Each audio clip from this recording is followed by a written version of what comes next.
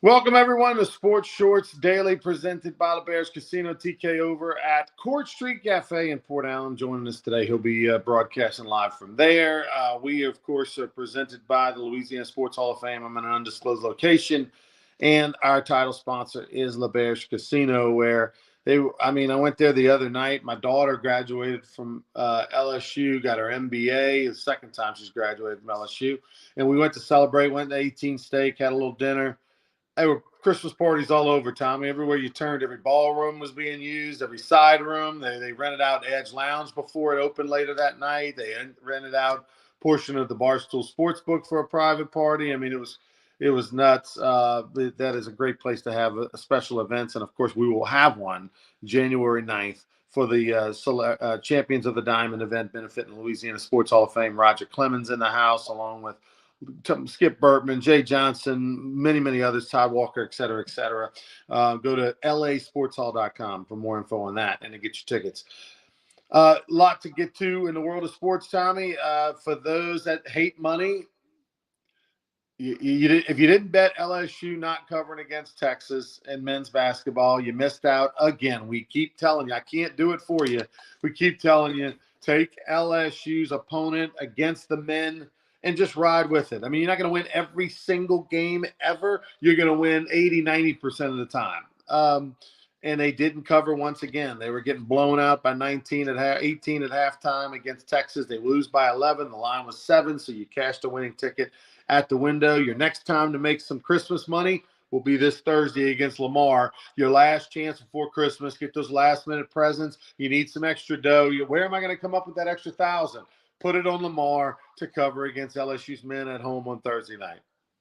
You got to do it. I mean, a couple of years ago, we had that Alabama football first half thing going, and we made a lot of money. And you came up with this LSU. You started it, and I don't think you missed. Am I correct? It's hit every time. I think I'm like 90% this year. 9-1, yeah. And now Lamar's a middle of the road team from the Southland, 5-5. They play Southern Miss tonight, so that record will change. But it'll be in the PMAC Thursday. I'm gonna guess LSU will be a favorite in that game. But we'll when we do Sports Shorts Daily Wednesday morning, we might not have a line just yet, but we'll know if Lamar beats Southern Miss tonight. They don't have a significant win on their schedule, but hey, they're a Southland team, and I'm sure they got a couple of guys that can play.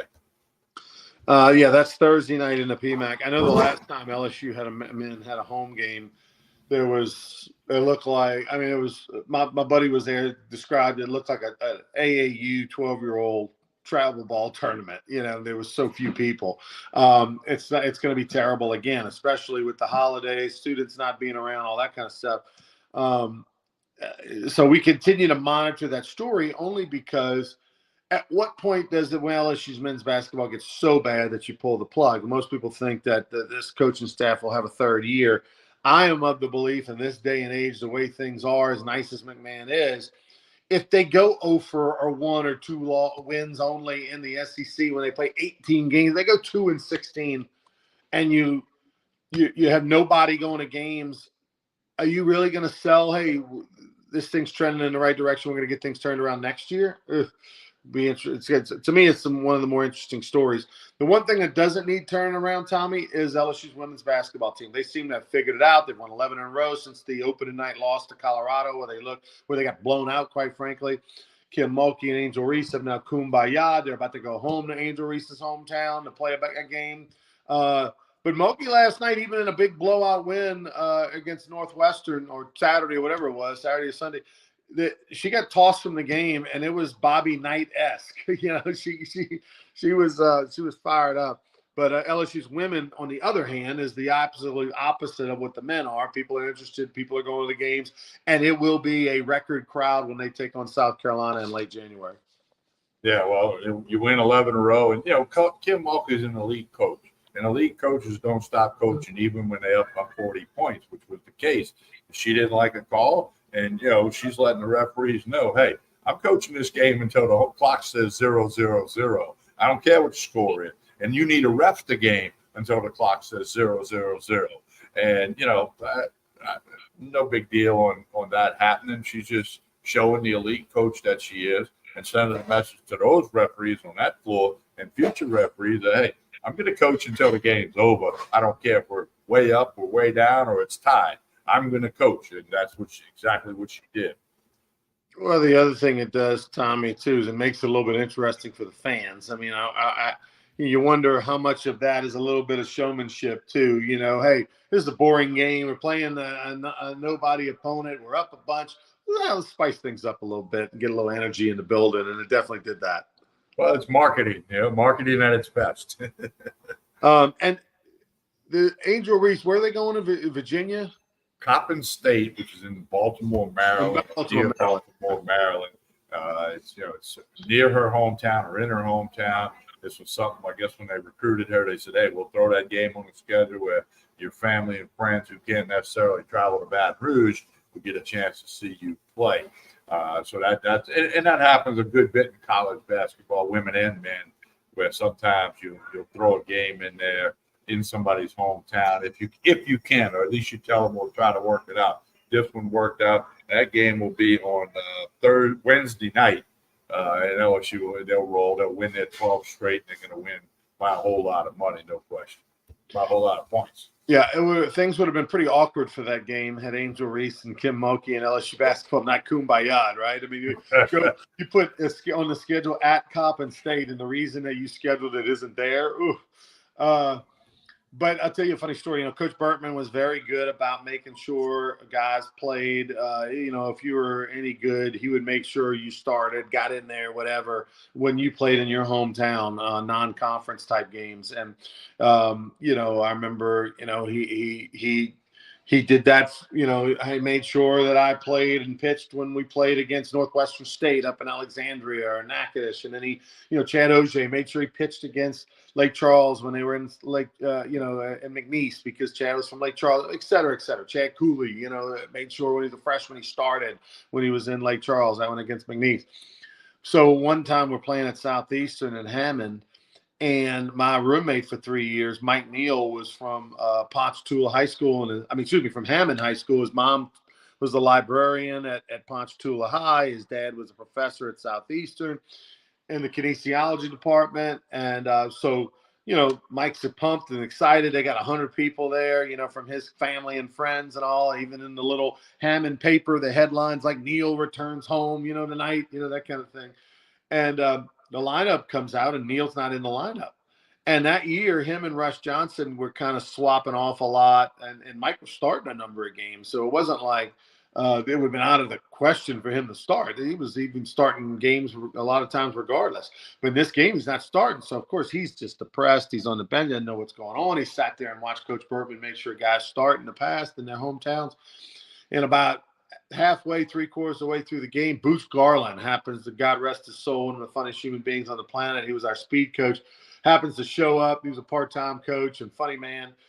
And Boots walks in, and he sees Neal pouting on the bench, and Mike usually always has a smile on his face, and he's like, what the hell's the matter with you, Neal? Your dog die? He makes some line and Neal's like, yeah, coach, I just he tells him what's happening. I'm not playing, So Boots just walks down the dugout to Coach Bertman. And he was one of Coach Bertman's best friends, one of the few people that could tell Coach Bertman, where to stick it, if he wanted to. And Boots goes up to Coach Bertman, and Coach Bertman's like signaling a pitch, and Boots is standing right next to him. And he says, "You're an asshole." And Skip's like, "What? What are you talking about? What?"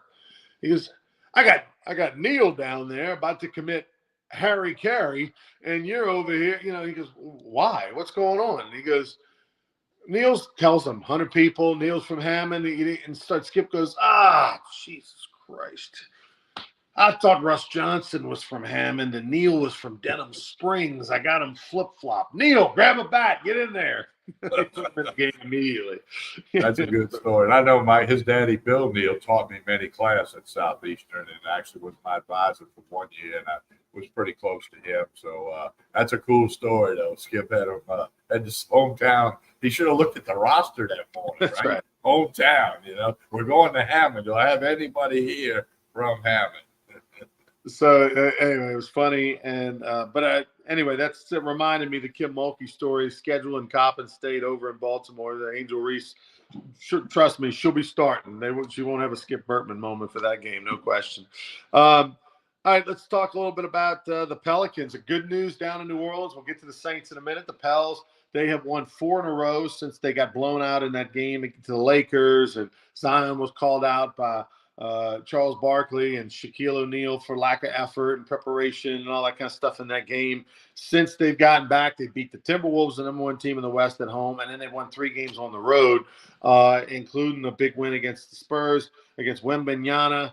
The Spurs had just come off of a win against the Lakers, even though they're terrible and only have 4 wins this year. They had just beaten LeBron and the Lakers to end their 18-game losing streak, and the Pels started another losing streak, and they put it on them. Yeah, on the Pels, a franchise record, 22 3-pointers. So if you can knock down 22 3-pointers, you're supposed to win big, and the Pelicans did that. Nice road trip. I don't care who you're playing. I know, again, San Antonio's terrible, but you go play 3 on the road and you win 3 on the road. Should be a nice crowd at the arena tomorrow night when they host Memphis, who, as you informed me, is Ja Morant, the troubled Memphis Grizzlies star, will be back. He's back after another suspension thing, and should be a big crowd. We'll see if the Pelicans can win their 5th game in a row. Haven't seen a line on that game yet, but that'll be coming out here a little bit later today. Right. Yeah, I mean, obviously the storyline is going to be Ja's return. I mean, Memphis is a different team with him in the lineup. He's one of the best players in the NBA. His troubles off the court have been well documented over the last year plus. But Memphis, of course, out of necessity. Nobody can't trade for him. You already got him under a big contract. They've had to stand by his side. It's going to be interesting to see. I think a lot of times when you have a player of Ja's caliber and it's your first game back, things usually don't click right away. There's a little rust. There's a little used to playing with each other again. There's a little, well, Bobby's been the guy taking all the shots, lately, and now you're taking all the shots. It's usually a little bit wonky the first couple of games. So I kind of expect that against a team right now in the Pels that are starting to click on all cylinders. So, but there'll be a big crowd because the fans are going to look. They haven't been home in over a week. They just won 3 in a row. That's got everybody fired up. And you got the Ja story. So, yeah, and it's the holidays. So I think you're going to have a nice crowd on Tuesday. For the Saints have won 2 in a row. Let's not get too excited. They were against 2 of the worst teams in the league, and the Panthers and the Giants. The Cinderella struck midnight a little bit on the Tommy Cutlets quarterback story for the Giants. He got sacked a bunch and was terrible. But the Saints are 7-7. They took care of business, did what they needed to do. Now, if they win their last 3 in a row, that would be 5 in a row to finish the season. If they win their last 3, which starts with Thursday at the Rams, and then, of course, they play in Tampa, and then they return home the final game of the row against the season against the Falcons. If they win 3 in a row, they're in.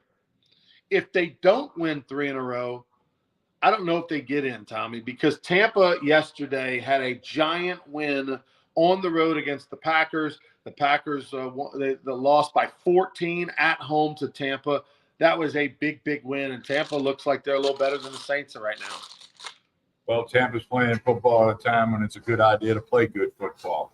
Now the Saints got to go Thursday night. Rams are a 4.5-point favorite. The Rams, like the Saints, are 7-7.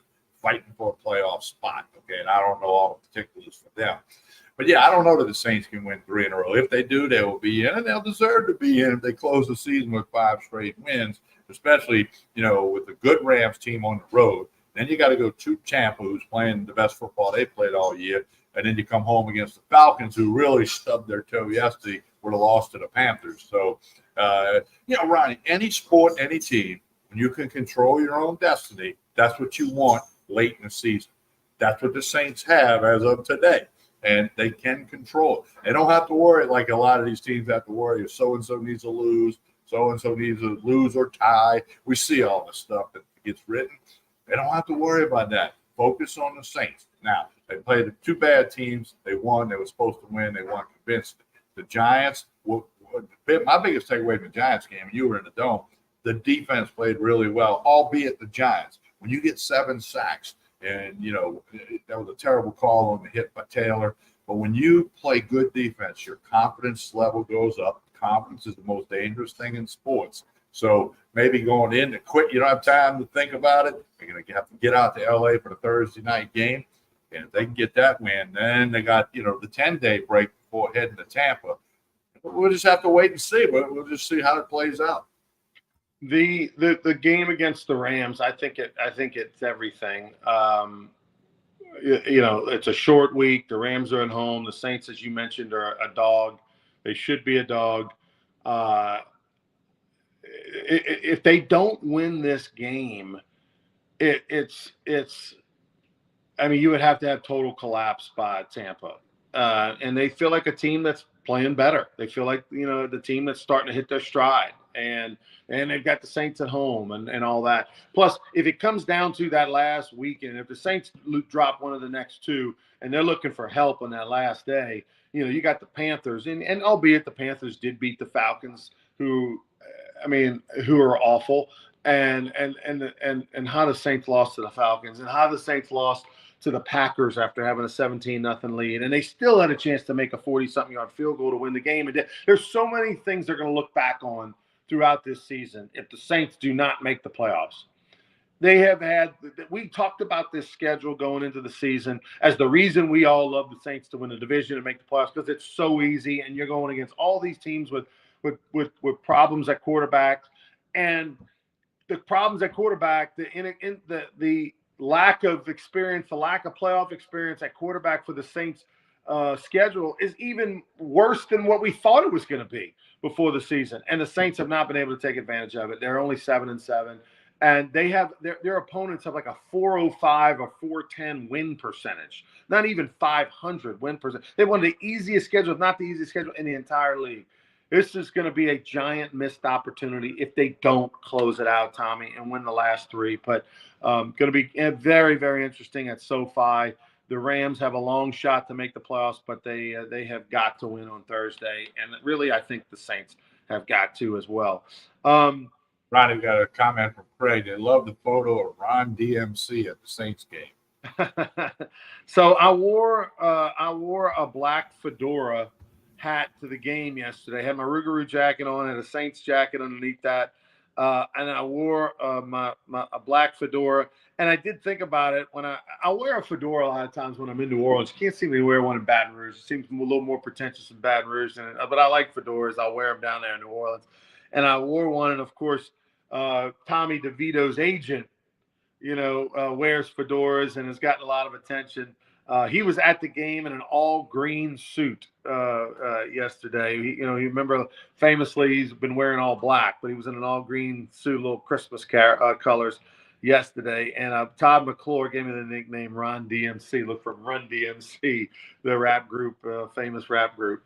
But no, I had a great time. Saw Dirk Lockhart, a great Rougarou sponsor with Greystone Country Club. They had a suite yesterday. Casey, of course, was there, and got a chance to go on the field at halftime, Tommy.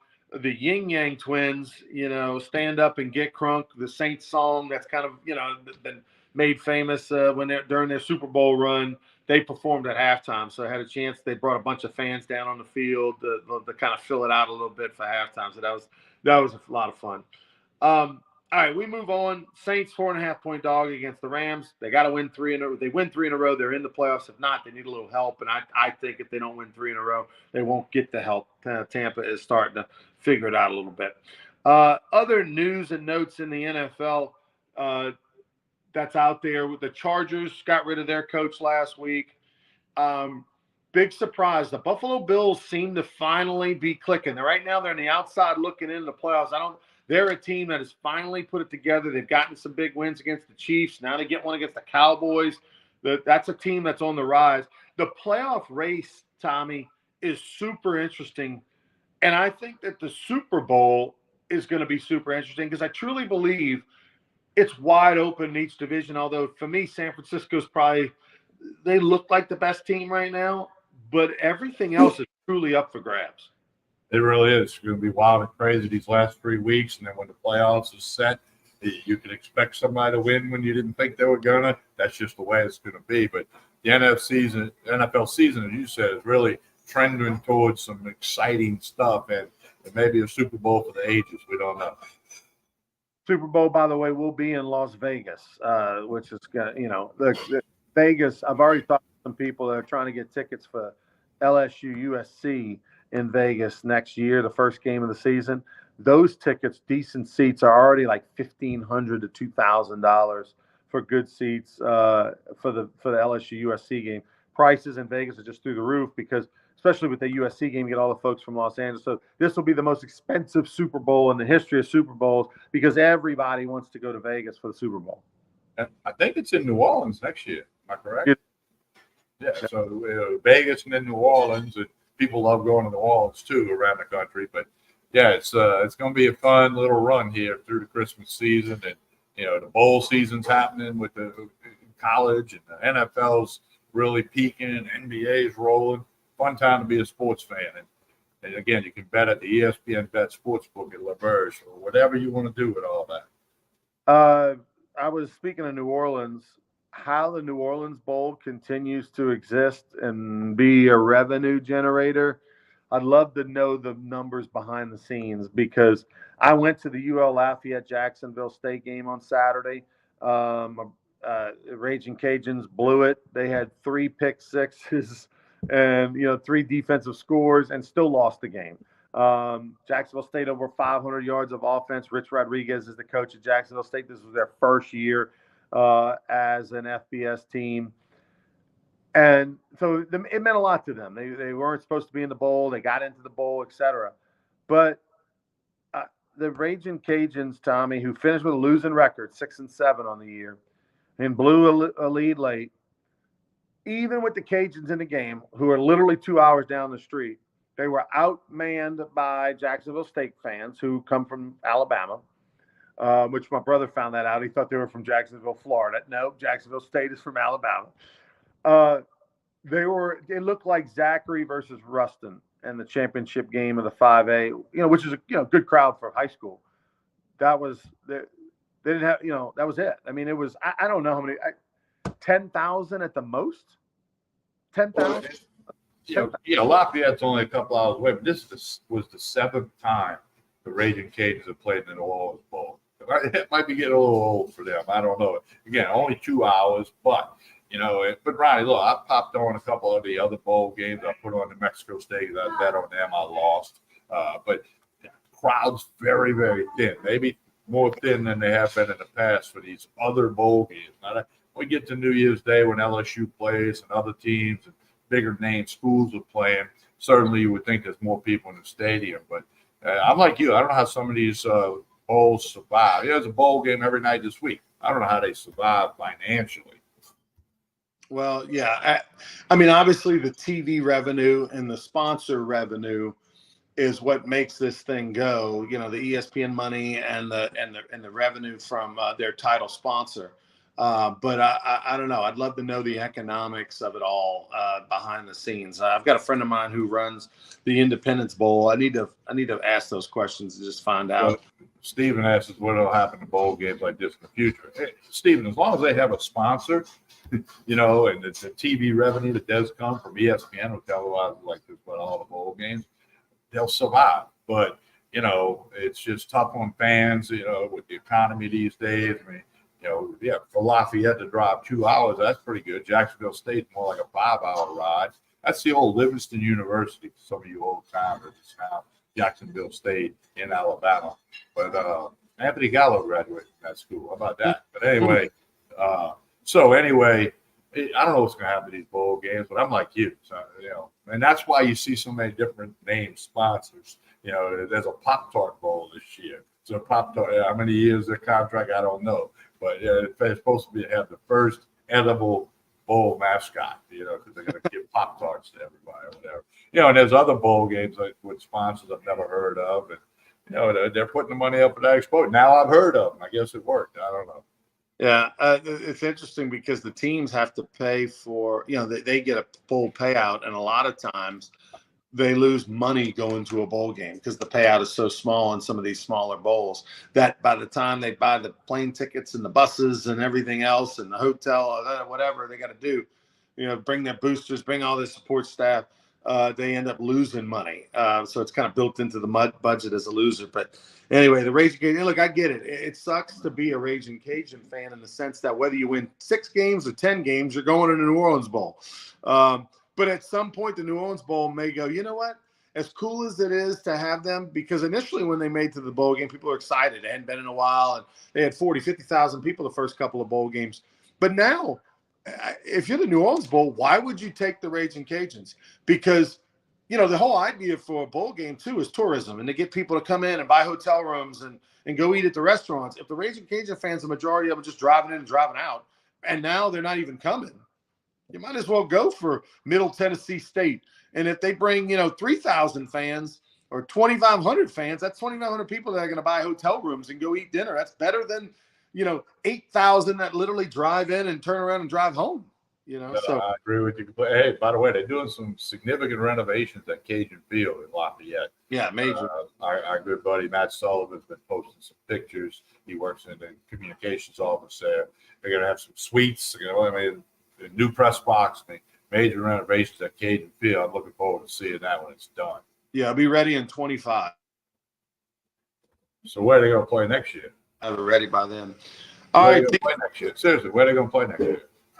No, they'll be able to play there while they're building it. Just won't have the okay.